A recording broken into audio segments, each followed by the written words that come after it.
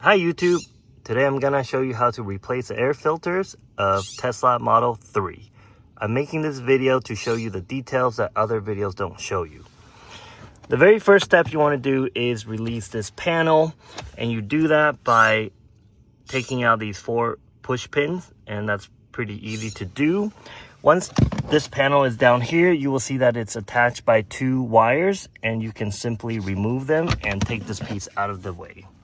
The second step is to remove this panel. Now, last year when I did it, it was very easy, but this year it was tough because I think the plastic is old and tough now. In fact, I actually broke this piece.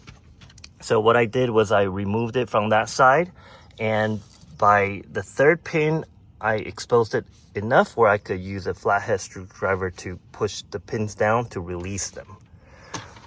After that, you will find the air filters down here. It's enclosed by this piece with a special screw.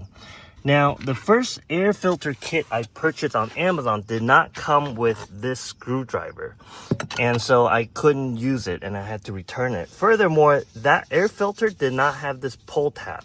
So when you shop for air filters, make sure that it comes with the screwdriver, and also the filters need to have this pull tab. And the reason is because to remove, there's actually 2 filters here.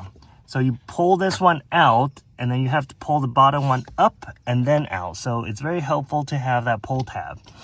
And once you do that, you put everything back together.